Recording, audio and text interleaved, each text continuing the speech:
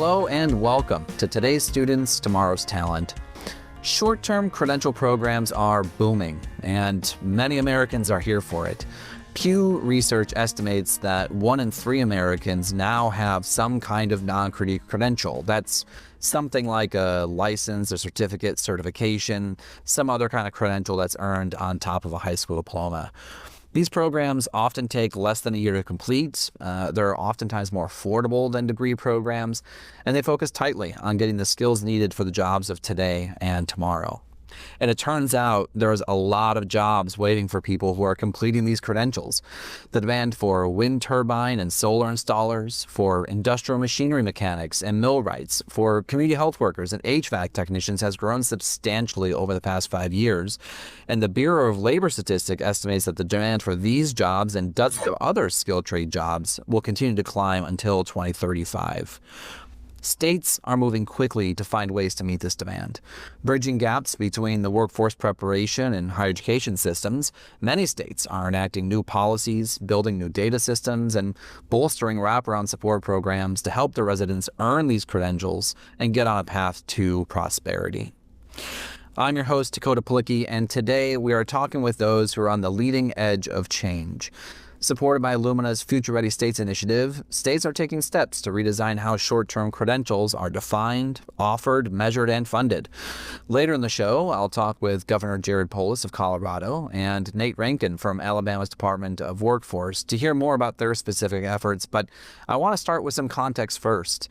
Kermit Kaleba, a strategy director at Lumina, is leading the FutureReady States initiative and joins me to talk through the challenges and opportunities states are facing. Well, Kermit, welcome back. 2 shows in a month. I think that you're going for a record. Pretty soon we're going to make you a co-host and have a new job. So, but I'm excited to talk to you today about FutureReady States. Yeah, excited to be here, Dakota. Great to see you again.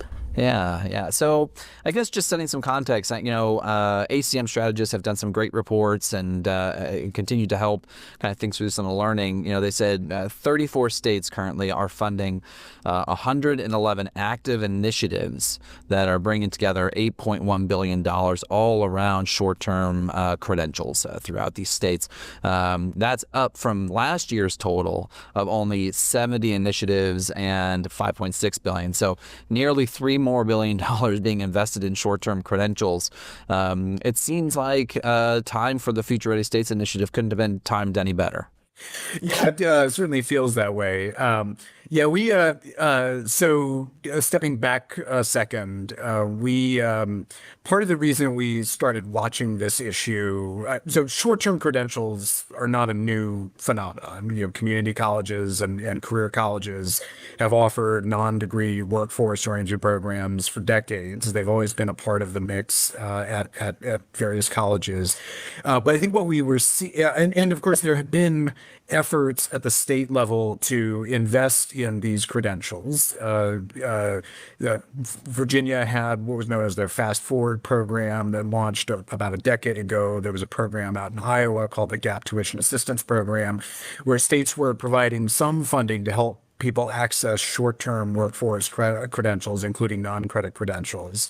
But we hadn't really seen a huge amount of momentum around this issue until I think the pandemic really changed things, where states found themselves with a lot of new funding coming down from the federal government for pandemic relief.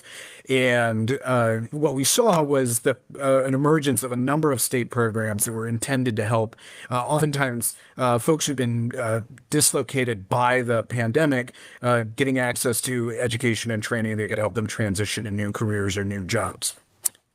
What was interesting about that was that then you saw states in many cases adopt these as permanent programs. And then as you mentioned, we've seen more and more of these programs emerging at the state level over the past couple of years. And I do think what this signals is a growing interest in and awareness of the role that short-term credentials can play in a state's economic development, workforce development, and higher education strategy. These programs have long been a little bit of an afterthought in higher education policy, but I think you're starting to see states and state leaders and employers, other stakeholders, looking at these credentials in a new way and saying maybe this is an opportunity for us to help people find good jobs, help employers find the skilled talent they need, and help communities develop more effectively in taking advantage of new and emerging economic opportunities. Yeah, and it seems like, there's kind of this nice demand on both sides. We know employers, are looking for people who have these very discrete skill sets.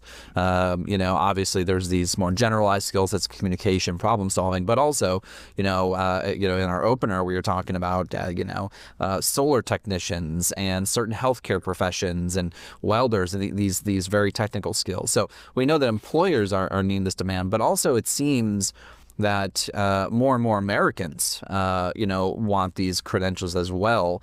I wonder if part of that's connected to the issue of affordability that has kind of plagued higher ed for a while. I mean, these programs are typically shorter, so they're a little bit less expensive. Have you seen the affordability as a key motivator for people who are going into these programs? Yeah, I'll go back to, I mentioned Virginia's Fast Forward program, which again they launched back in 2016. And one of the things you see when you look at their reports is the population that they're reaching, it tends to be older. So the average age is in the mid 30s or mid to late 30s, and often tends to be individuals who either haven't attempted post-secondary education before or haven't attempted post-secondary education in a long time, right? And I think what's important about that is that that's reaching a population that otherwise probably isn't being connected to higher education, more traditional higher education pathways. And they're seeing something in this particular set of opportunities that resonates with their lives. So they see this as something that's achievable. They see this as something that has a direct payoff at the end. They see it as something they can fit in their lives. And they see it as, to your point, something that they can afford, right? It's not a 2-year or a 4-year financial commitment. It's a one-time commitment to getting a credential. I do think that one of the things we're seeing is that the financial barrier, even though it's less than it would be with a 2-year or a 4-year degree program, it's not nothing.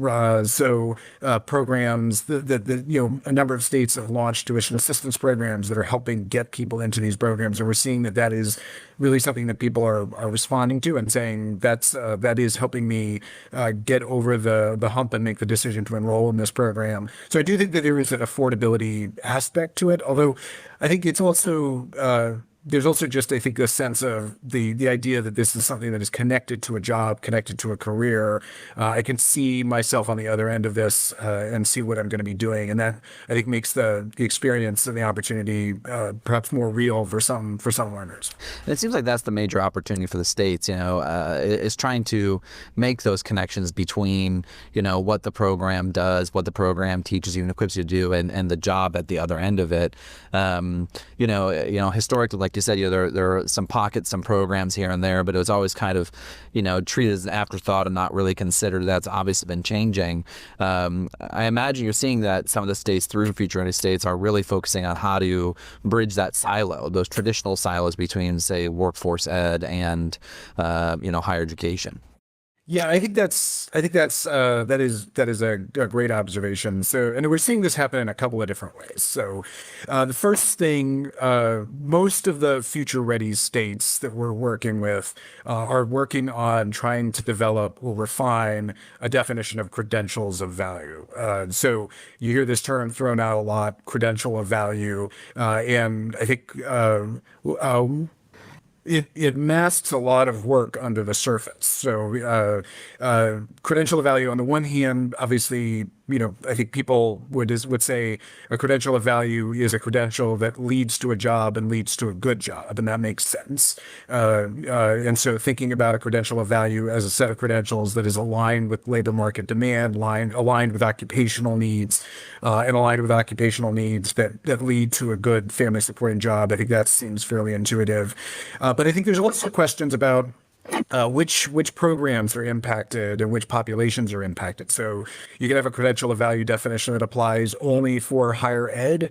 You have a credential of value definition that applies to your K-12 system. You have a credential of value definition that applies to your workforce system under the Workforce Innovation and Opportunity Act.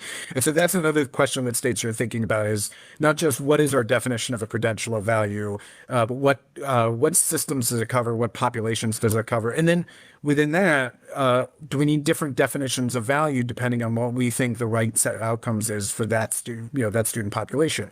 You think about what's valuable to someone who's 17 years old and going into their senior year of high school versus somebody who's 35 and trying to support their family.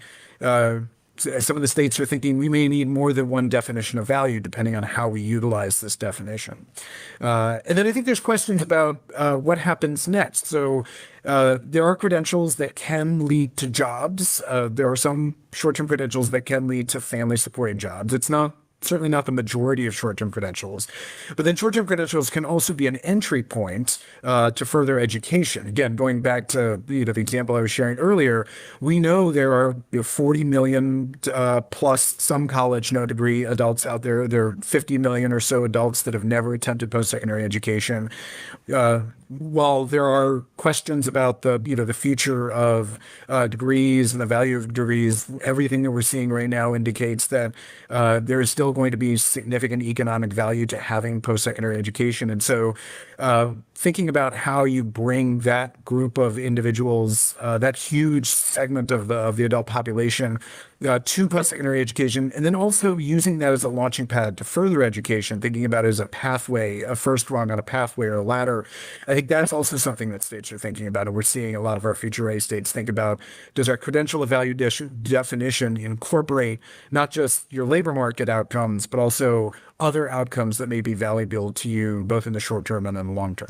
Yeah, I mean, I gotta imagine too that also speaks to maybe a small p politics kind of tension. I mean, obviously from a party kind of orientation, we short-term credentials have, and these kind of pathways have enjoyed bipartisan support largely. Mm-hmm. It makes a lot of sense for people, for communities, for our labor market, you name it.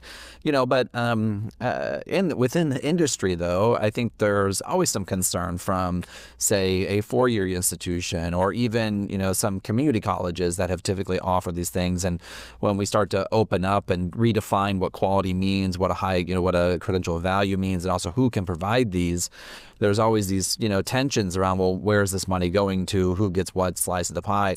Have you, although you're right, certainly that a short-term credential pathway can lead to further education, have you, heard from institutions and the more traditional siloed approach of higher ed versus workforce development? Have you heard about or from folks that are trying to wrestle with that tension a bit? Sure. I will say, I think from our partners at the community college, at community colleges across the country, I think they are very appreciative of the attention that's being paid to these credentials, or I should say, many of them are appreciative of the opportunity to start to build out funding and infrastructure around these programs. As I say, they've offered these programs on the workforce side or the non-credit side, or even on the academic side for a long time. What's different now is that there is a growing appreciation of the idea that these are students too. And so maybe your state doesn't include these students as part of your FTE calculation for institutional support. Well, maybe this will help change that. That's something we're seeing in states like Texas, where they're shifting to a performance-based funding model and really tying institutional financing more to the kinds of credentials that are being produced than enrollment.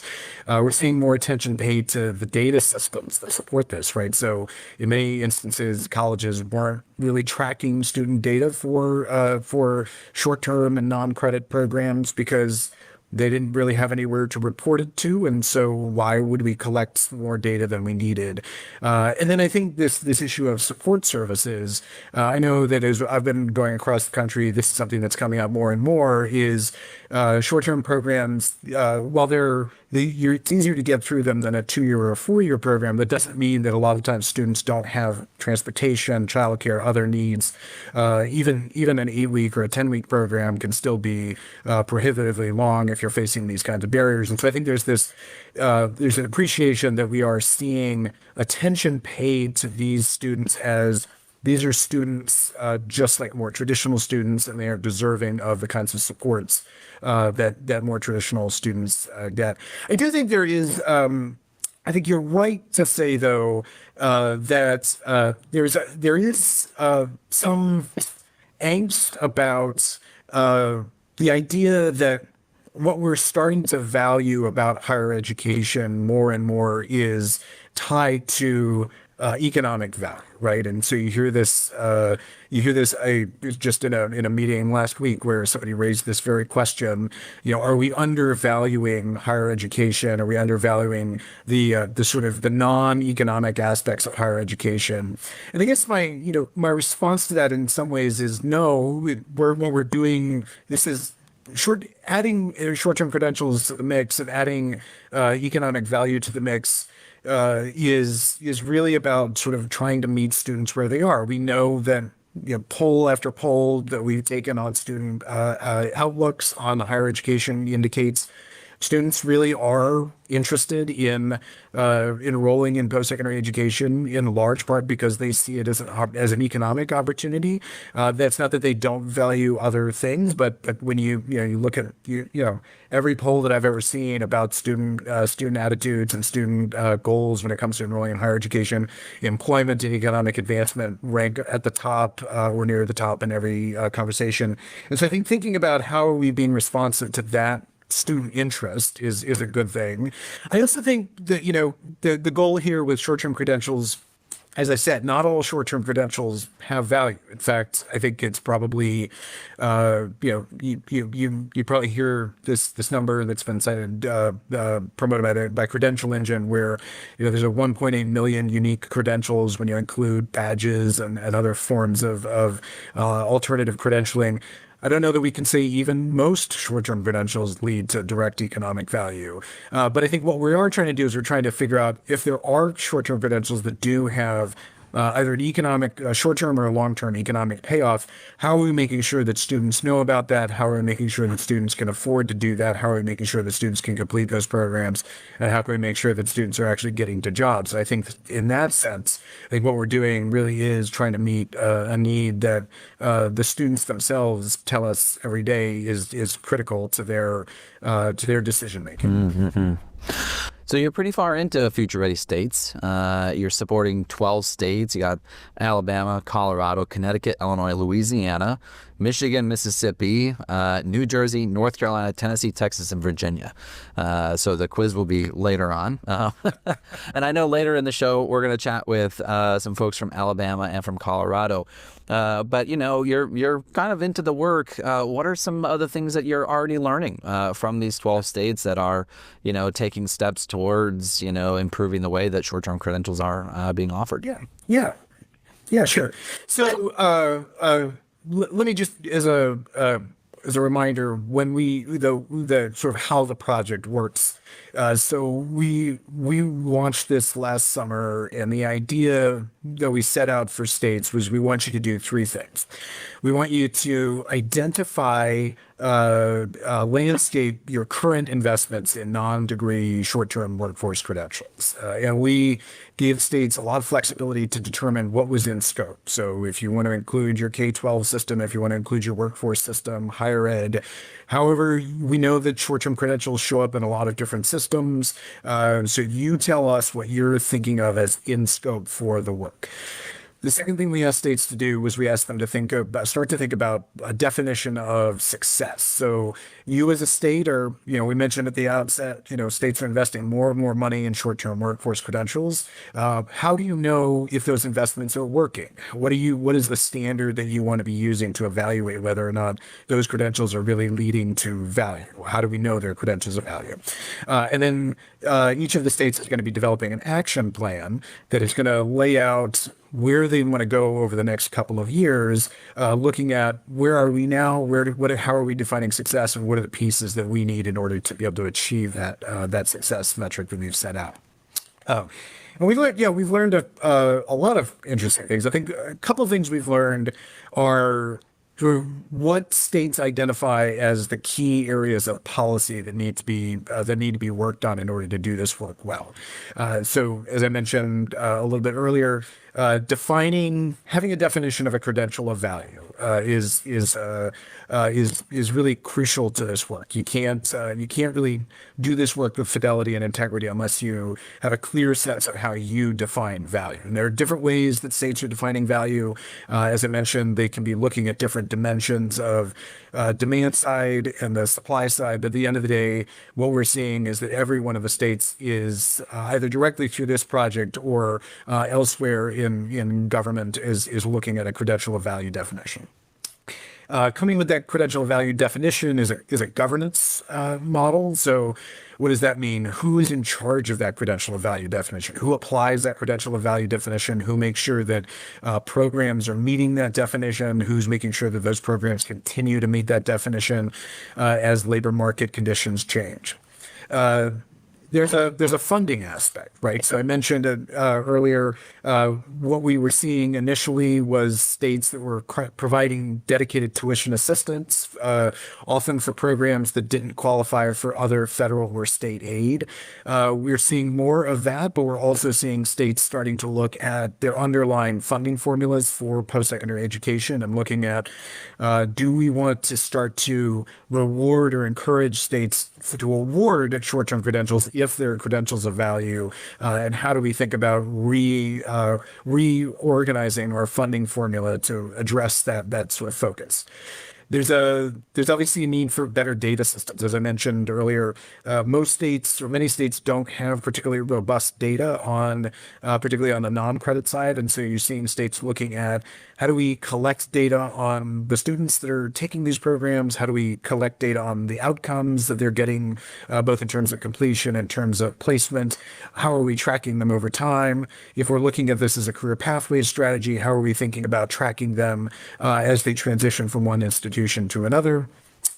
And then the other two sort of levers that we're hearing states talk about are around student supports. How do we think about ensuring that students have, in addition to the ability to pay directly for the program, have the ability to kind of enter in and sustain in the program? So what kind of supports are necessary? And then I think there's a lot of interest in thinking about this as a recruitment and outreach strategy. So again, I think what you're seeing is states that are recognizing, given the demographic changes in this country, as we're seeing, you're starting to see a downward slope in terms of high school graduating class sizes, that states are realizing we can't leave people on the sidelines anymore. We need to be more aggressive about making sure that everyone has an opportunity to participate in the economy and has a meaningful opportunity to advance in a career. And so I think you're also seeing states thinking intentionally about how do we use these credentials as a way to bring people into a campus environment, a college environment they may not have considered, they may not have thought of themselves as college material, but they can be. Anyone can be. Yeah, I agree, and certainly you've put together like a good high level framework for states to engage. And there's still going to be a lot of variance in between what those states can do, should do, what opportunities they have, and what's unique to their context. And so I think it's going to be very exciting to take a look at this in another year or so and say, okay, what have we learned from these 12 different states, these 12 different approaches, the challenges they've taken, and the opportunities that they had, and how they responded to these things. I think the thing that sticks out for me, and maybe I'm wrong on this, but you look back in our history, and there was a time where getting up to a ninth grade education was rare. And also, eventually that's what you did. Then at some point in time, we said, no, compulsory school matters. We need to make sure everyone gets at least a high school diploma. And still, there are, large parts of our country where there's a number of people who have yet to earn that first credential as well. But along the way, as you've said, as our world changes, as our country changes, we do need to add more time onto getting people, the kind of education skills they wanted. And of course, there is lifelong learning. Of course, we know that people are going to have to come in and out of work and education, and those two things need to work in a very symbiotic way. But I also think, I agree with you that I think this is going to transform a lot of the ways that states are approaching this, because we're kind of getting towards, with this kind of work, we're actually getting closer towards a, P14 system, rather than just a, you complete your high school diploma and then good luck after that, figure out your own pathway. So, it seems to me that that's certainly the direction we're heading. Yeah, I think that instinct is probably right. That is something I think we're hearing again from state leaders is this when you had a steadily increasing population, you could you could afford to lose some people along the way. But I think as the economy grows and we're facing sort of slowing demographics in this country, what we're hearing from state leaders is we can't afford to leave so many fellow citizens by the wayside, that we can't afford to have millions of college no degree. We can't afford to have folks who never go to school beyond high school or never even complete high school. And I actually think that's a good thing, because what that indicates is historically states haven't always made big investments in those individuals. We've made big investments in those folks who stay on the traditional path, but if you fall off of that path for whatever reason, as it's often very difficult to get back on that pathway, get back onto that trajectory. So it's not just individuals saying I'm not ready for college, or college isn't for me. We've had a long history of saying, yeah, college isn't for you through our policies and our practices and our attitudes. I do think you're seeing this shift where there's a kind of a growing sense of like we need everybody to be able to participate in the economy, and everybody to at least have the opportunity. So that to me is the sort of the most promising part of all this work, is the sense of realizing that it's not something that you can just do on the cheap, or it's not something that you can't do. It's something that you have to do in order to stay economically competitive and in order to create economic opportunity. And I think it's hopefully that's the message that policymakers and state leaders and others are taking away from this. Short-term credentials they are often cheaper in terms of time and cost, but we shouldn't see them as a cheap and easy alternative to more traditional forms of higher education. What we ought to be seeing them as worthy opportunities for investment, and as students that we should be investing in. And so, what I'm hoping we come away from this is a willingness to think about adult learners, non-traditional students, marginalized student populations as being worth the investment, being worth the time. And if this is the vehicle that helps to drive those kinds of policy changes, then I think that is ultimately going to lead to much better outcomes for a broader range of learners, and ultimately allow us, Lumina, to meet the goal that we've set, that we want by the year 2040, 75% of U.S. adults in the labor force having a degree or credential of value that leads to economic prosperity. We're not going to get there if we are leaving out huge chunks of the learner population because we don't have the answers and we're not willing to invest in them. So if this is helping us move in that direction, I think that is ultimately going to help us at Lumina achieve that goal, which I think is a really powerful and important goal. Yeah.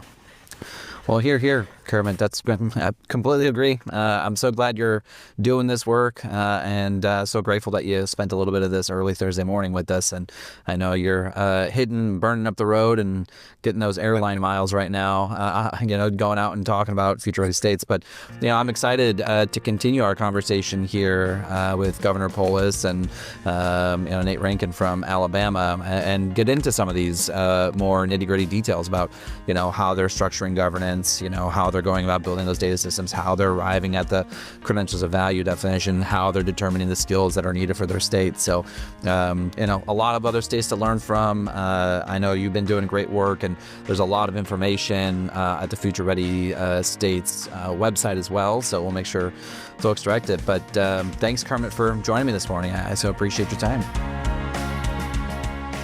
Well, Governor Polis, thanks so much for joining us today. How's your day been going? Very good. Thank you so much, and thanks for having me on. Yeah, of course. I'm looking forward to today's conversation. So, obviously, Colorado has been a leader in education and workforce for many, many years. But, a lot of what you and your team have been doing is trying to really redesign some of the ways that the whole system works. A couple of years ago, you issued an executive order that called for a little bit of a planning, a little bit of study, a deeper examination of what it would really mean to bring things together, to deconstruct some of those silos. What convinced you that the state's workforce and education system need to change in the first place? I want to dive into that, but I also want to talk about some of the ways we were just ranked #1 state by U.S. News and World Report. And I know a lot of the work, and we've worked with Lumina and others on that higher ed workforce readiness space. But I want to start briefly, if I can, with kind of early childhood through K-12, if I can just get a few minutes on that. So part of how we became #1, and we're going to have the bulk of our discussion about, of course, higher ed workforce readiness, but one, we start earlier. So when I ran for governor, we had half-day kindergarten. We did not have free preschool. We implemented free full-day kindergarten, universal free preschool. It took us from 27th to 3rd in preschool enrollment. Those kids are entering school ready to learn, ready to learn. 2, we funded schools. We ended the deficit of funding in our schools, or we increased funding by about 50%. During my time as governor, including free breakfast and lunch for every kid, healthy schools for all, eliminating the stigma of free and reduced lunch, and reducing administrative overhead for districts. Another important one, we recognize that learning doesn't end at 3 p.m. or in May. We really boosted out-of-school learning opportunities through funding like partners with Boys and Girls Clubs, high-quality tutoring. We're looking to really be a leader in implementing the SGO tax credit coming in from H.R. 1 to support more out-of-school and summer opportunities for kids. 5th, we focus on measurable outcomes and data. So when we implement the READ Act, we look at the science of reading. We have high-quality math curriculum. We license for the state. We've trained teachers in math and reading with the best scientifically driven data for outcomes. So that's leading into kind of what we're going to talk about. It's important to look at the whole continuum of early childhood through 12th grade. And now building meaningful pathways in high school, beyond high school, lifelong, for learners, and how we better look at that from a state side. We have dozens of upskilling or learning programs across, I think, 7 state agencies. What our goal with this work to do is to really have a single portal, single doorway. And just as importantly, that's from the consumer perspective. How do you access knowledge, whether it's community college, workforce training, apprenticeship? But also at the accountability piece. How do we make sure that what people are doing works, that we have transparency and accountability for outcomes so that people know if they're getting the reward for the time and treasure that go into participating in a particular credentialing or degree program? So talk to me a little bit more, because they said, there's 7 different state agencies that, support education, workforce training. You have 110 different separate state and federal programs, over 25 boards and commissions. Other than providing, some consumer-based information about the kind of programs that are offered, the ROI on those kinds of programs, what else do you envision that state agency doing? And that's a big one, and that's a huge one. And it's like, so yes, what comes from, including for conventional higher ed, like the 4-year institutions. So first, what we're not doing, we're not changing the governance of how we do county workforce or community college or college. the institutions have autonomy. It's about two things. It's about access, meaning from the individual perspective, how do you look at time, cost, outcomes? And then it's about accountability across the system, including our conventional partners in higher ed. What degrees lead to successful job placement? How many people are completers at community colleges and college? How do we get non-completers to complete? How do you look at degree and certification programs out of high schools and track that back to ensure that they work for learners? So there's a lot going on in the workforce readiness space. We're hoping to really be the leading state in tying that together, both for the individual and for system level accountability and positive outcomes. Yeah, there's always some trade-offs in these things too, and I appreciate you calling attention to the need to truly monitor outcomes and make sure this is working for folks. But there's always a bit of a trade-off between what a job seeker, what a person is looking for, versus what an employer might need. Even balancing the tension between immediate labor demand versus some things down the line in the future that a lot of times education training provides. How have you been able to balance some of those tensions between what people want today, what employers want today, and find that middle ground? Yeah, one big way is having the employers, the private sector at the table. So when we talk about the 7 agencies and the 20-some programs, sometimes they're at the table, sometimes they're not, right? By bringing them together. And also, many of our partners in the private sector, major employers, they don't know how to engage. Or maybe they just think it's with their local community college, which is great, and we want that. But they're not talking to anybody else. They're not talking to the school district about 12th graders. They're not talking about the 4-year. They're not talking to the county workforce. And that's fine. They've limited bandwidth. But how do we have those conversations in a way where we start with, what do employers need today and tomorrow? What do you need today and tomorrow? And how, across the different ways we do it, how do we get people into that continuum of skills that meets today's and tomorrow's workforce needs?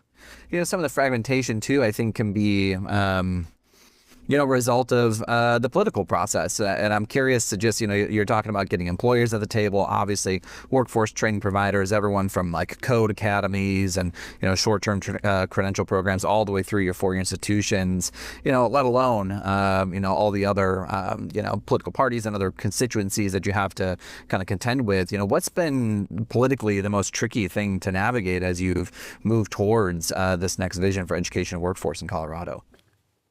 I would say sort of 2 or 3 things. One is everybody's always concerned about their fiefdom and thinks it's special and wonderful. And everybody's special, wonderful. And what was the old thing in the NPR show? If everybody's exceptional, nobody's exceptional. But I mean, it's right. So I mean, for instance, conventional higher ed, 4-year institutions, right? Obviously, they deliver value. There's no question about that, and both undergraduate, masters.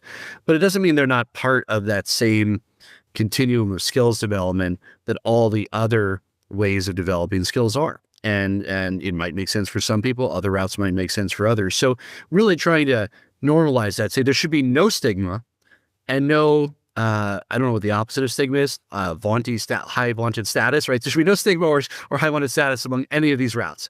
If they work, they work, and we want to show that through the numbers. And then the second has just been, how do we do this in a way that works for individuals, for learners, right? I mean, for people who may have a high school degree, they may have a 10th grade education, they may have some community college. How do we make this real and work? And that work is continuing, but from a kind of user interface perspective, how do we make this accessible to people, as well as doing it on the back end with the institutions and providers across skills academies, universities, county workforce, et cetera. Mm-hmm. You're a unique governor in many, many ways. I think the list goes on. I won't even try to pretend to list all the ways that you're a unique governor, but certainly in relation to this conversation, I mean, you've served on the Board of Education for, I think, at least 6 years, including a term as chairman. You were the chairman of the National Governors Association, just recently, where, again, a lot of your work was focused on this kind of effort. You served in the House as well on certain committees. So, you have, I think, a pretty unique and comprehensive view as governors go in the education workforce space. And I guess, stacking up all of your experiences, and to the point you're talking about it, some of that fragmentation happens because of the budgeting process, where it is, places are incentivized to carve out their fiefdoms, right? To kind of put up to territorialism. As you look across Colorado, are there changes on the budgeting process or, some of these other items that kind of incentivize competition that you're looking to change to incentivize more cooperation and alignment? And by the way, I also have experience as in the private sector needing to hire people with skills, right? Programmers, coders. So, I mean, I witnessed it from that side too. So when I talk about, let's get ready, preparing all Americans for success, which is the work we did through the National Governors Association. Lumina was a great partner in that. And we have a pilot now that Colorado's participated in for a public dashboard about how well we're doing moving forward. I think 8 states are doing that. It's really informed by all of these aspects and more. It's about a better alignment between what we need in education and how well we prepare it across different verticals, across different ways of doing it. As a government, state, federal, we should be agnostic about, we shouldn't have our pick and choose to, what we like. It should be about the results and treat providers across different ways to provide education the same. That's harder to do at the federal level. One of the reasons I ran for governor, education is the biggest line item in pretty much every state budget. Yes, the bulk of it's K-12, but also workforce higher ed. And so to be able to move towards implementation, and I talked about some of the work on the birth through 12th grade side too, from early childhood education to meaningful workforce readiness and engaging in high schools, including scaling apprenticeships, which Colorado's rapidly scaling. I think states are well positioned to lead that discussion and lead the action. Yeah, a lot of places have moved towards, outcomes-based kind of funding. Is that kind of what I hear you talking about in terms of like really knowing what results? And if so, what's your experience then or your perception of outcomes-based funding models? Yeah, absolutely. From the public funding piece, it should be about outcomes. Obviously, there's also private funding for many of these. Many students might pay tuition, et cetera. That's why you need the transparency, you need the information. But the public side will always have scarce resources, limited resources. And the way that we should look at it on behalf of the taxpayers at the state level, and they should do this at the federal level too, is how do we deploy the resources we have to the maximum skills attainment and benefit of the American people? Collectively, that's the benefit of our economy, right? The American economy benefits from the skills, the talents deployed of the American people. So how do we align the funding with successful outcomes? The feds are sort of trying to do this a little bit, right, around some of the student loan and Pell reforms and looking at different income levels. And, it's kind of not a scalpel way of doing it. I think some of it can be constructive, but I think where states can really jump in is really align it across all the different ways that people acquire skills with meaningful implications for what's scaled up and what is either eliminated or changed. I think that, one of the challenges too in connecting it to the economy is like, obviously our economy is constantly changing and, with how technology has been going and certainly the kind of AI enabled world we're living in, we're going to see many more jobs and that aren't invented today and the need for new skills. As you've looked and have worked with employers, have worked with education training providers and a variety of other constituents, how have you gone about deciding which skills and competencies are actually needed for the future for someone to be able to participate in today's and tomorrow's economy?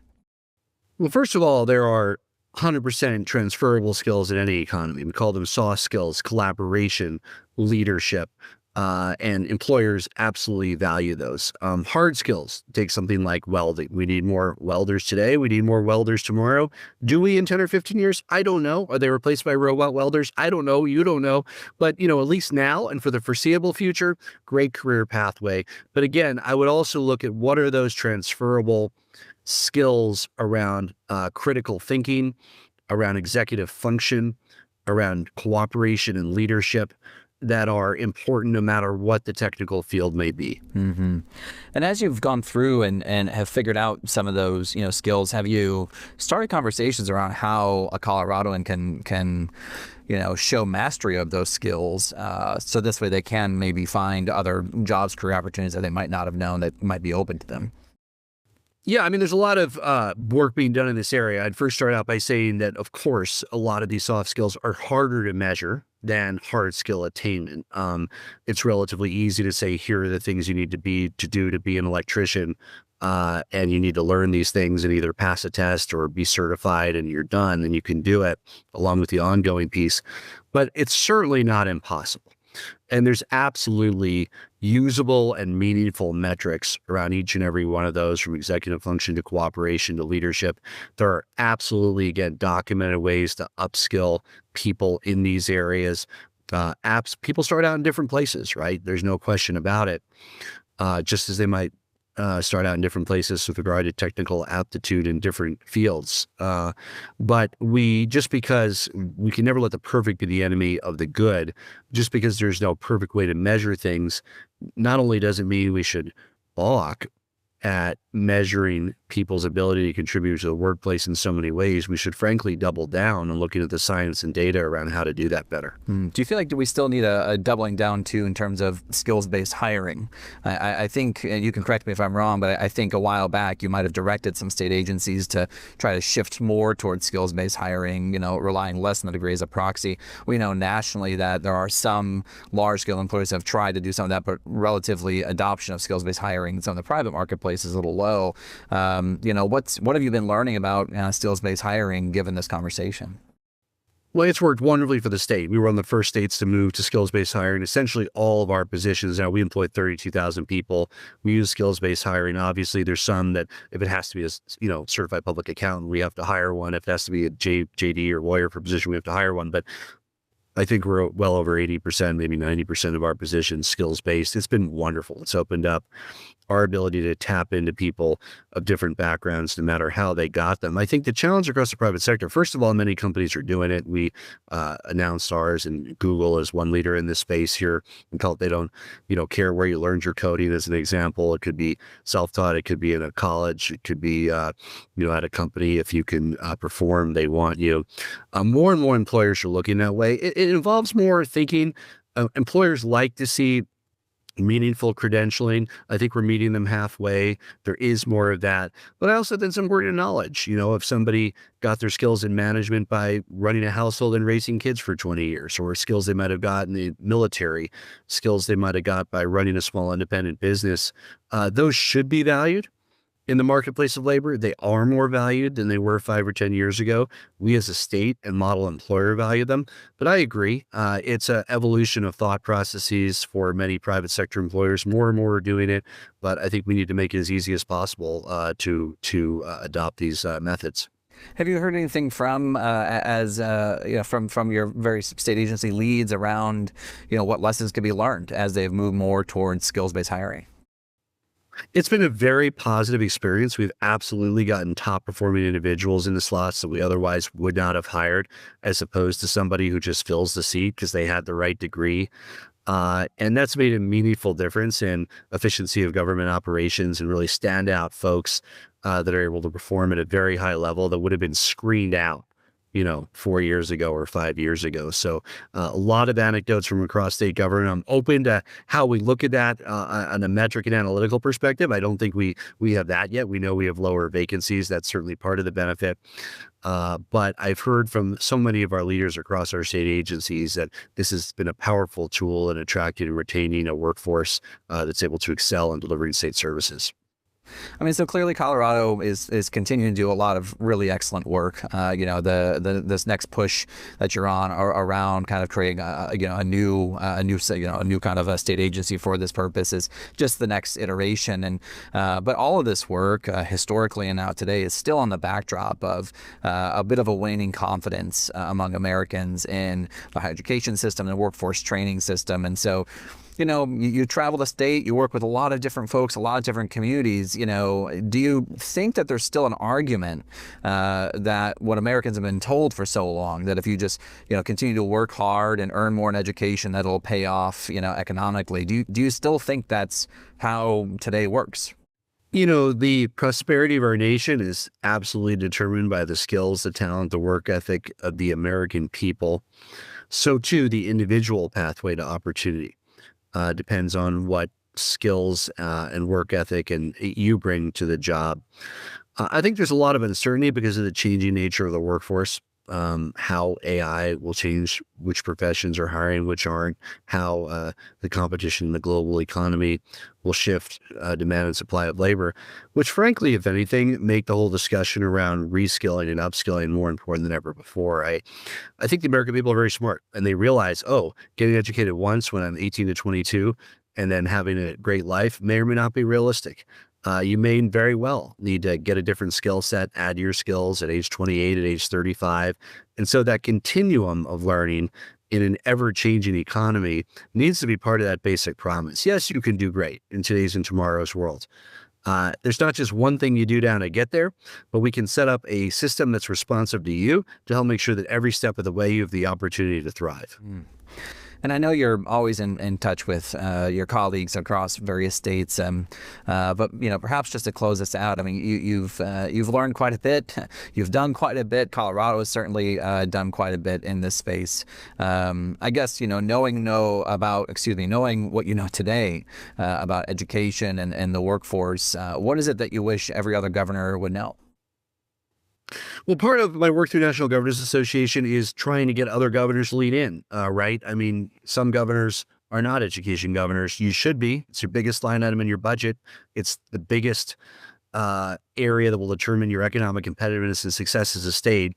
So really, as governor, you need to pull people together, cooperate where you need to, bang heads where you need to.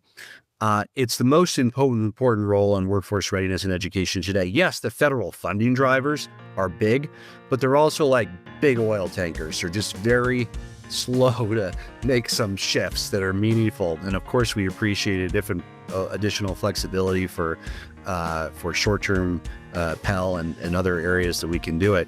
But as a state and as a governor, you're in the position to really pull people together to help create a system that works for the individual and works for the economy.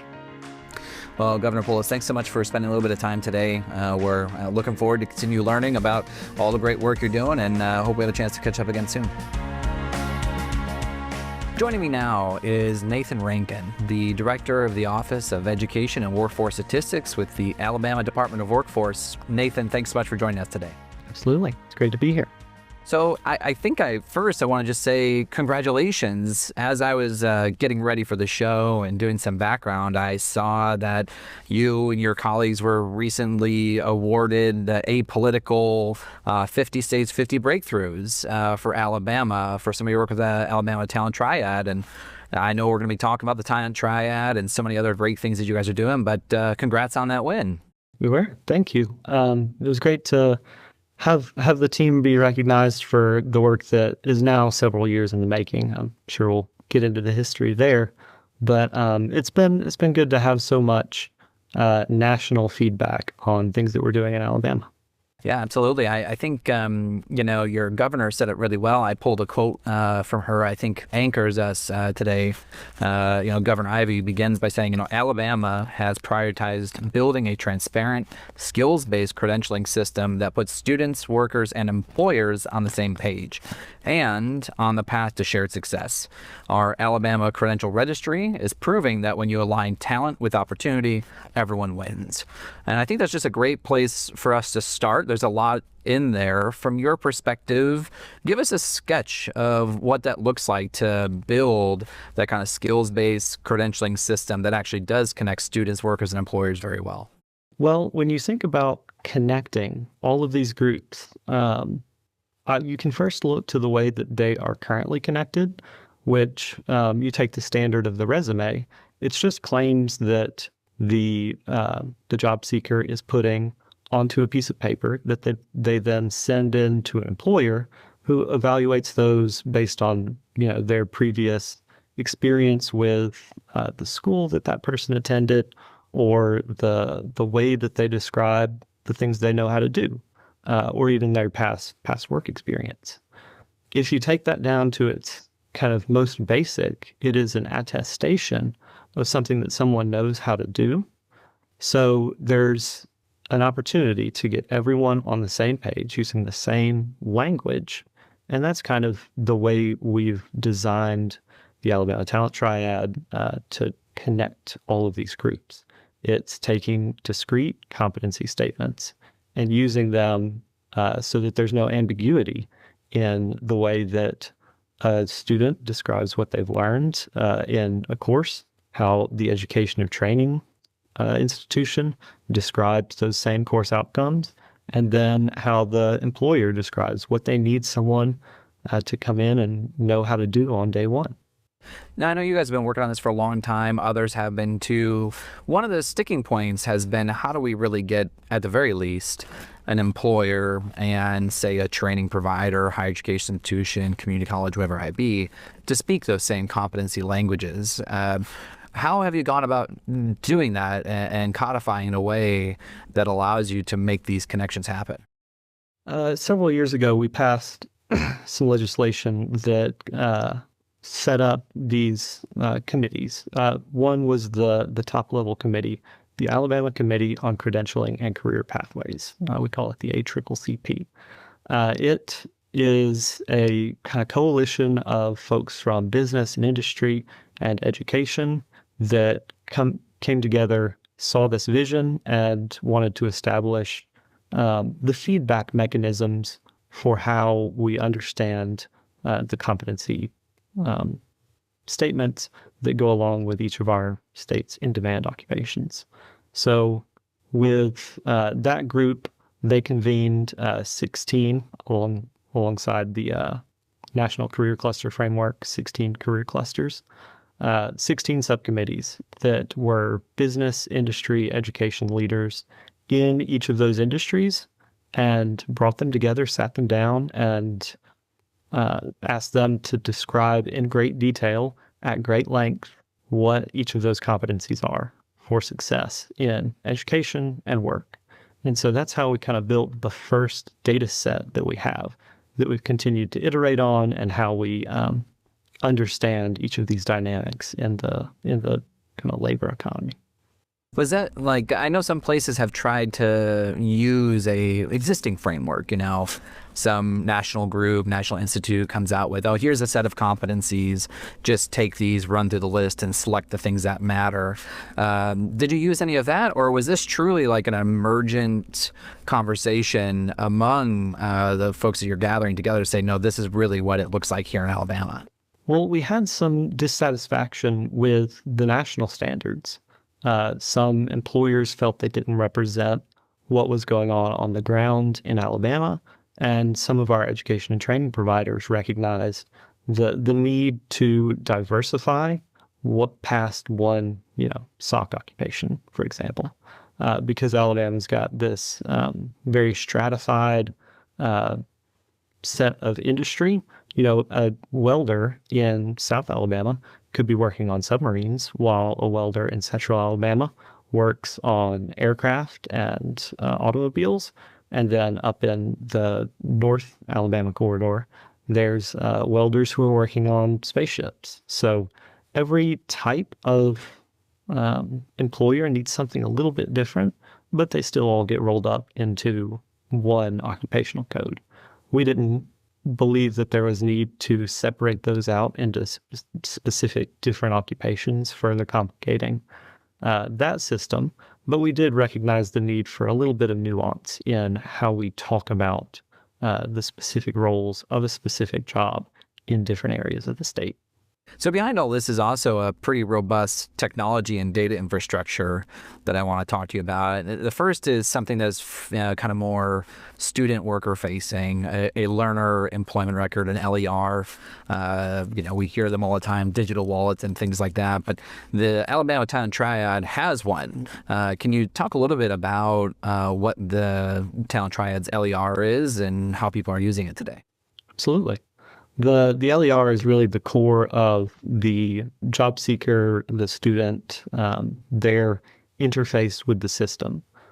We've been working towards making it easily accessible and the system of record for students to track the things that they would keep in, say, a resume. I know for years I kept a resume that was 7 or 8 pages long, and whenever I wanted to apply for a job, I would just pare down the things in it that were relevant to the position I was applying to, and that was my resume. Well, now with an LER, you have the ability to kind of log all of those things that would go on a traditional resume, have them be backed up by the competency statements that make them up, and then use that in a way that retains the job seeker's agency and data sovereignty. They don't have to kind of publish anything that they don't want to publish. If they're looking to change industries, it lets them kind of tailor the way that they present themselves to employers using what they've learned and what they've earned. So the kind of way that it interfaces with the other two parts of the triad are kind of driven by the student or the job seeker or whatever persona is using it at that moment. Yeah, I have to ask, do you have an LER? I do. Nice. What was it like putting it together? I put it together to test out some of the automated scraping tools that we had. So I gave it my traditional resume, the 7-page one, and posted it to the website. It was able to kind of scrape through and see the things that I knew how to do, the software proficiencies that I had. It took my bachelor's and my master's degree and used those to kind of infer the things that I would know how to do that we know from higher education, what those stand for and what the specific SIP codes kind of relate to. So it pulled all that out, and now I've got a stack of that's 40 or 50 learning assertions in my LER that I could go and apply for jobs today with.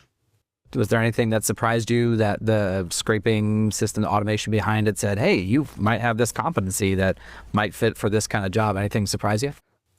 It was very focused on government work. I've worked in government for my whole career, but the ways that it referred me outside of government, there are a few opportunities that it found for me in kind of personal service and counseling and those types of roles that I didn't quite imagine as being relevant to the things I work on. I'm fairly data heavy, so the interfacing with other people is not really a way that I've thought about my role in managing all the relationships between state agencies, but it found something there that it related outside of my field that I thought was really cool. Yeah, that's pretty neat. I mean, it's obviously the tool also helps people, seek jobs and employers connect with folks. And, I don't have an LER. My state's not cool like Alabama. And, so if I was looking at jobs, it's funny, like you looked at LinkedIn, for example, and, a long time ago, I worked for a university and they were trying to find a good title for what I did, and they couldn't really find one that was within existing code. So they just named me an operations manager. And I got to tell you, Nathan, that has thrown off the LinkedIn jobs, algorithm so much. The amount of job postings are like, oh, you'd be great at managing a nuclear plant, which let me tell you, I would not be great at managing a nuclear plant. I have no competencies for that. So I'm curious, like as you've had this, you have thousands and thousands of people, of Alabamians, using the LER. Have you seen folks kind of explore new career pathways or get hired into roles that they might not have expected? That's something we're trying to build the metric system for. We're trying to be able to understand how people are moving through, because once they find employment, whether through the triad or outside of the triad, because a lot of these employers just prefer to do hiring on their site, maybe. So it sends them outside of our ecosystem. So it is difficult to track people once they've kind of left that closed loop. We're trying to implement things here at the state to understand exactly how that's happening. But I'm sure there are people who have found new opportunities, found new roles in the current industry that they're in, and certainly been offered positions outside of their current industry. I mean, you touch on something that's also been a challenge for a lot of places, trying to build these ecosystems that better connect talent using a skills or competency-based approach, which is the employer engagement side of things. We hear from employers a lot that, we just want these kinds of skills. We don't really care about the credential, but it kind of turns out they do care about the credential, and some of them still hire based on that because it's moving to a skills-based hiring scheme. I think is hard for a lot of employers, and there is a learning curve for that.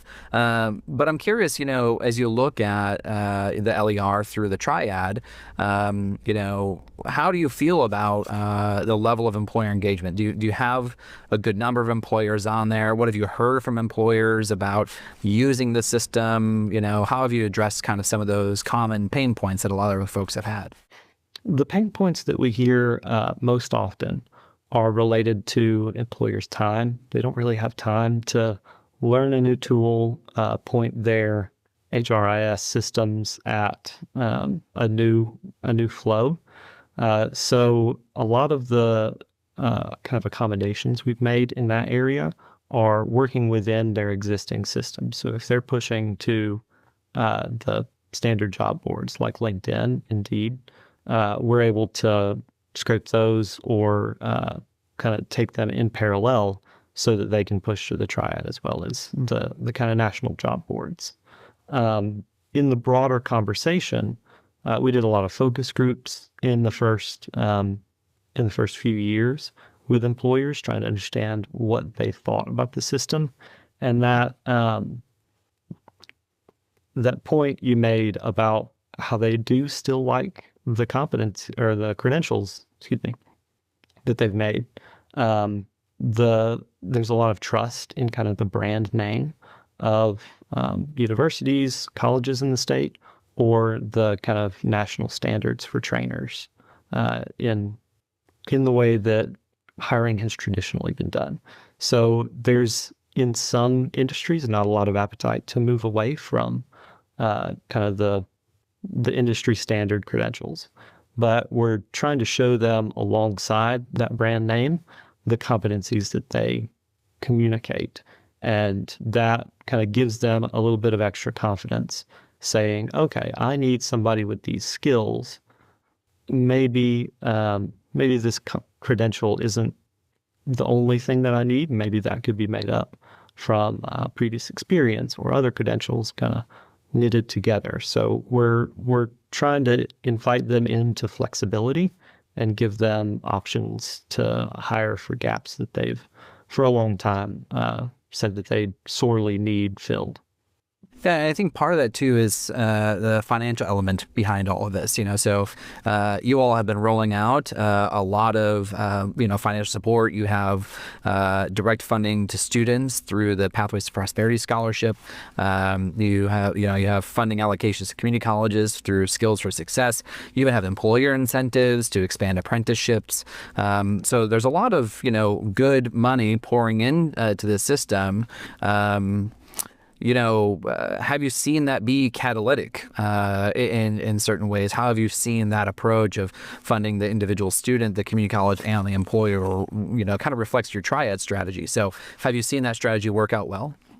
We have. It's all about increasing the opportunity for Alabamians. Our governor has been very vocal about her belief that increasing education and training is a pathway to prosperity for Alabamians, and putting Alabamians into work by equipping them with the tools that they need to do good work and to participate well in the labor market, I think is a strategy that we're diving headfirst into with the talent triad and trying to improve the accessibility and availability of training, and then with the incentive programs that you mentioned, along with other things that we're doing here at the state, or even just administering the federal programs that states are charged with administering. Our WIOA program has seen a lot of interest in revitalizing and making it work for Alabamians,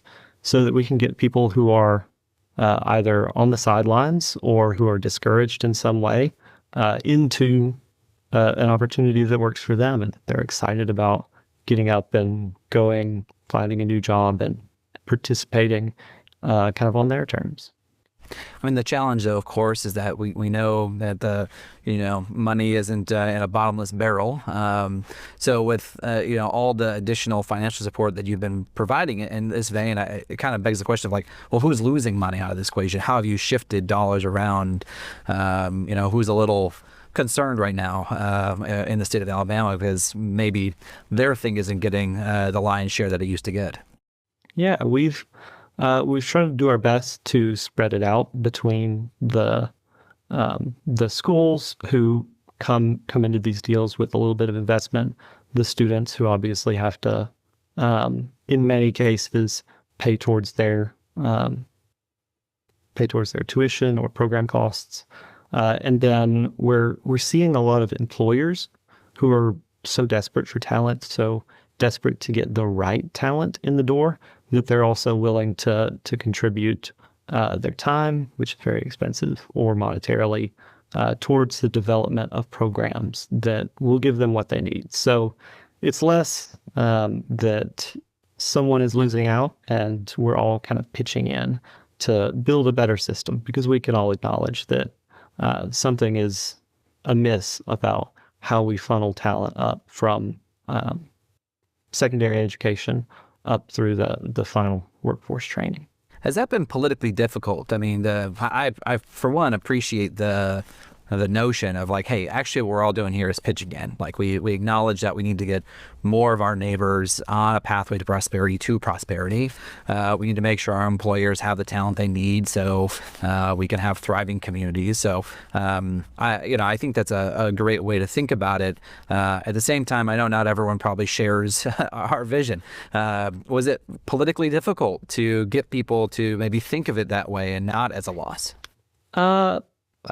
Since a lot of this was driven by business and industry, we probably skipped out on a lot of that negative feedback early on.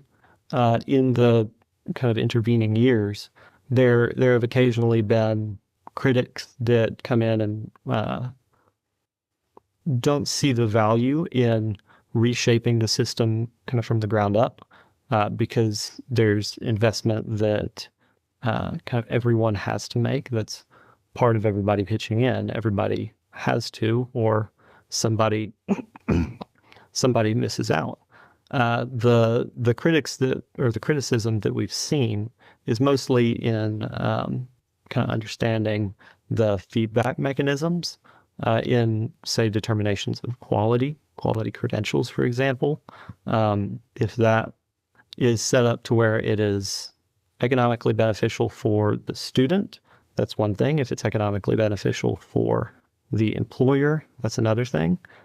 So we've tried to find a balance to make sure that all of those people are heard and make sure that everyone feels like they're able to participate and make this kind of owned by the community rather than a program that we're rolling out and telling everyone to pay for. Yeah.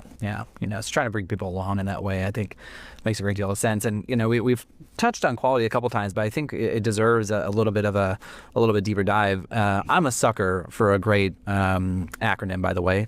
You all have one. You have a few. Certainly, ACCCP is a it's not quite an acronym, but it's a fun one. But anyway, I love ATLAS, the Alabama Terminal on Linking and Analyzing Statistics. So my understanding is a statewide longitudinal data system to connect P through 20 workforce data, support performance tracking across education and workforce programs. And so, but we know a lot of states have longitudinal data sets. I feel like I've been talking about longitudinal data sets for 15, 20 years. Talk to me a little bit about ATLAS. What does it do? Why is it unique? Yes. So ATLAS is our longitudinal data system, like you identify. It is totally distinct from the Alabama Talent Triad in that that is a system that manages credentials that users have. ATLAS is a more behind-the-scenes tool that we're using at the state level to evaluate program outcomes and do research to better understand our workforce in Alabama. The impetus of creating Atlas was a grant from the United States Department of Education that helped states set these up. The kind of governing body is Alabama's P20W Council, representing folks from preschool education, K-12 education, community college, our higher education commission, and the workforce, along with all of the kind of support agencies that do workforce training in their own right. So vocational rehab, all the WIOA titles are represented on the council. And it's really just a tool to see how we're doing and check our progress. One of the biggest goals of my office and now the Alabama Department of Workforce is actually using data-driven processes to understand where we're at. If you don't have good information, then you're essentially flying blind. And the input that we've seen in creating Atlas has been people coming together to contribute data to understand what the situation is so that we can enact responsible policy because of it. So a lot of longitudinal data systems, kind of collect basically outcome or output data across the education spectrum. How many people are earning this kind of credential, high school diploma, so on and so forth, all the way up to the chain. But if I think I'm right here, you're also adding in non-credit credentials as well as some other wage data. Is that right? That's right. We are a workforce-driven SLDS. A lot of states have a longitudinal data system that helps with their K-12 federal reporting or reporting that they have to do for higher education. We were able to get, since we were based out of our labor agency, we were able to get the unemployment insurance wage data. We're able to talk with the folks who do WIO training, employment services at career centers, and work with them to get data sharing agreements so that we could be a workforce first data system. The benefits of that are that we can do research that is uniquely focused on workforce that is otherwise done through survey data or data that's reported in aggregate from, say, the Bureau of Labor Statistics. We're able to get a bit more granular, a bit more specific to Alabama with some limitations and understand the dynamics of our labor market in a way that's more than just for federal reporting. And I think you're using Atlas in part to assess program quality. Is that correct? That's right.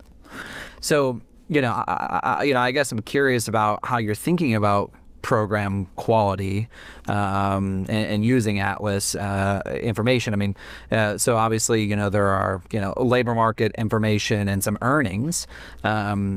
Is that the only way you're really thinking about what constitutes a high quality program? We have developed our understanding of what a quality credential is and thus quality programming past simple earnings and employment metrics. For example, one of the things that we're really interested in is understanding retention and then also mapping the career pathways of people who finish our training programs. If someone gets a job that they stay in for a long time, we consider that a positive outcome. But if they also get a job and then realize they don't like it, they go get more training and move up into different employment that works better for them, that's also a great outcome. We're not quite able to assess like quality of life things that I think are important to how we as a community understands what valuable work is to us. I think we all want to be doing meaningful work, more so than just having a job that we clock into and clock out of. The ways that we're actually able to track and measure are more on the metric side, that we can kind of infer quality based on how people learn and earn throughout their lifetime, and the kind of longitudinal nature of a data system like this is one that we can look back 10 or 20 years to understand how people are actually doing in terms of quality of life. I mean, I appreciate that approach. It's very inquisitive. It's very curious. It's very, research oriented. That takes patience. Do you feel like the colleagues, the partners, the state generally has the patience to do this kind of deliberative, thing? I mean, regrettably, sometimes we get stuck in these cycles. Sometimes we're driven by politics, otherwise other kinds of cycles. But do you feel like what you're building also is building a sense and culture of patience and curiosity among your colleagues? I do, very much so, because of the journey that happened before I was hired into this, and then all of the progress we've made after. It would be disingenuous for me to try to represent Atlas as an idea we had that we pushed through and made successful right off the bat.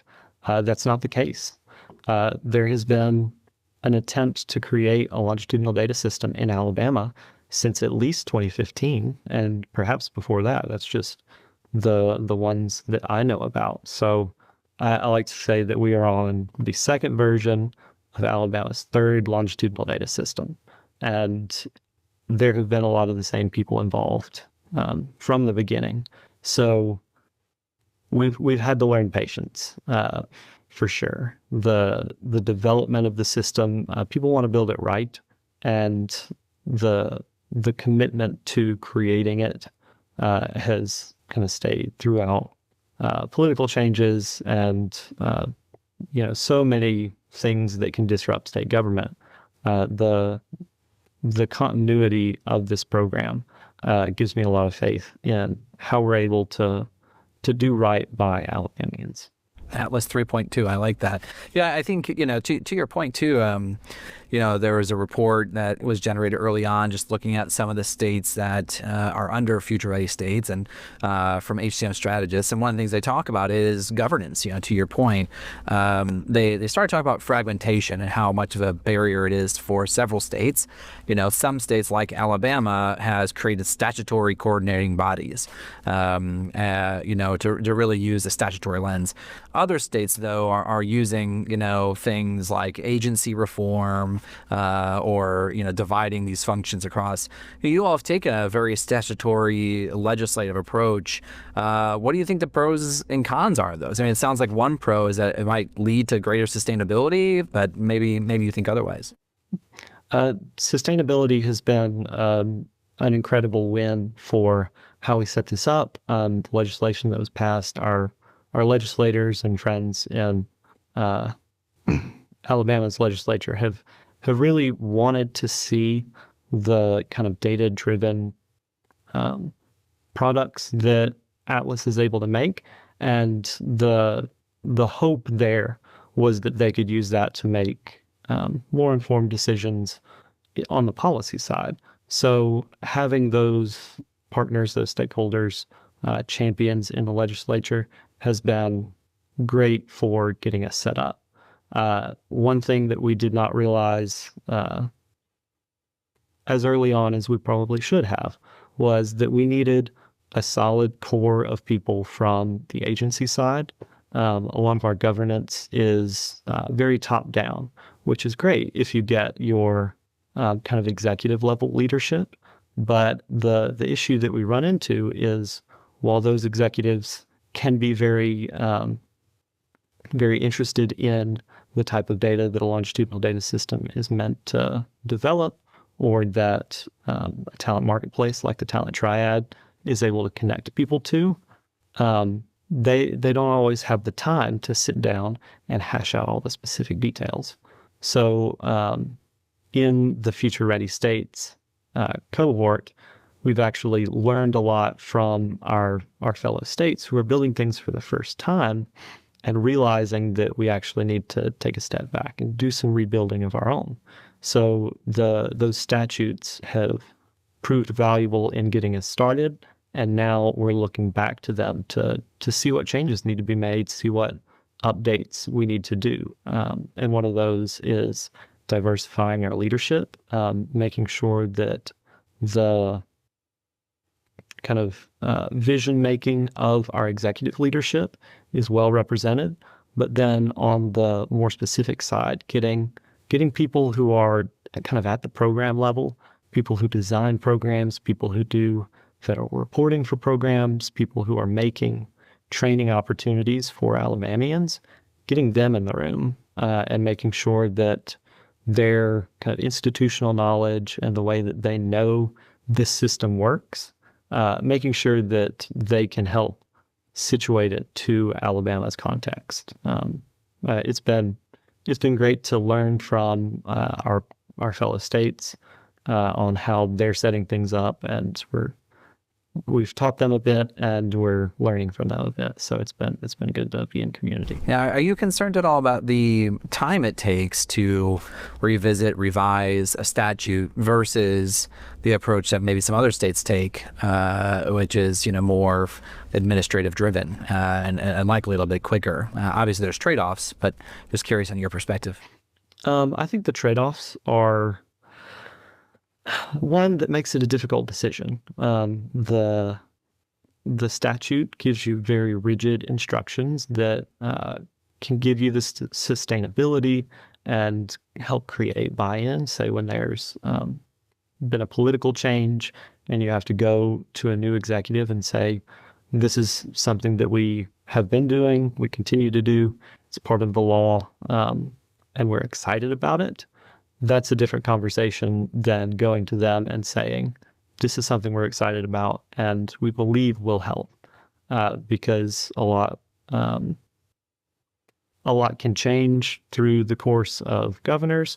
We've been extremely blessed to have the continuity of leadership from Governor Ivey, but we're well aware that her term is coming to an end, and she will be term limited, and we'll be looking at a new governor. So we're trying to leverage both sides of it to say the statute is there and we have to fulfill our obligation to the law, but also doing the value proposition to say this is a program that we believe works. This is a program that needs further investment. We hope that you will continue it. The trade-off is something that we'd like to get the best of both worlds on, but with our statute and the code, is something that we're kind of dependent on stability from while we seek to make these changes that are a little bit tough to make. Yeah, and maybe just to wrap up a little bit. I mean, we've talked about the obviously with Atlas, we can ask long-term questions. It might take us 10, 15 years to really see some of these things through, especially as we talk about, people changing careers or moving jobs and latticeable kinds of things. And of course, you're talking about the revisions that you might want to make as you revisit some of those statutes, as we learn from other states currently. But, give me that middle ground, as you look over the next 2 to 3 years. What are some of the core indicators you're looking at? And I guess maybe more importantly, what would you see that would make you change something on your approach? What are you really watching for? Say, if we see this thing, we really know we have to change this that we're doing over here pretty quickly. Yeah, I would be remiss if I didn't mention Workforce Pell. That's something that we've just set up that Atlas does the kind of governor's mathematical evaluations for the completion, placement, value-added earnings metrics. We're taking a bit from that playbook in understanding the return on investment that students have for programs. So one of the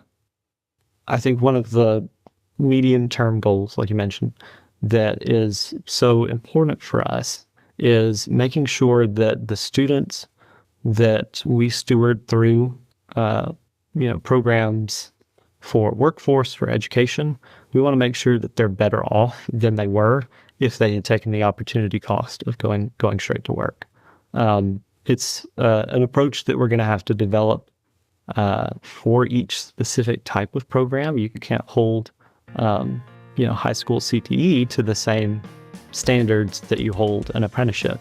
So we're trying to make sure that our approaches work for each context, but in that, making sure that students are better off after we've kind of released them into the workforce. Well, Nathan, I just want to say thank you so much for joining me today. Again, you guys are doing really, really great work. I know a lot of states are learning from you as well as you learning from them. And so just appreciate you coming on today and sharing a little bit more about all the things that are going down in Alabama. There's clearly plenty to do, but it is clear that many paths exist for states who are looking to support their residents in earning short-term credentials. While we can learn from one another, I think our guest today hit an essential point. States need to make this their own. Whether it's determining the skills and competencies that matter, or setting up eligibility rules for who gets to provide these programs, or which occupations take priority, every state has a different context, different challenges, different opportunities. Designing something that is truly homegrown tends to be something that's more sustainable and responsive to what Americans really need: access to opportunity and support along the way. That's all the time we have for today. My thanks to Kermit Kaleba, Governor Jared Polis, and Nate Rankin for joining me on this month's episode. Our show is produced by Mike Jensen and me, Dakota Policki, with support from Matthew Jenkins and Amy Bartner. Deborah Humphreys and Kevin Corcoran provide leadership for Lumina's strategic engagement efforts. If you have an idea for an upcoming show, drop us a line at luminafoundation.org, and we'll see you next month.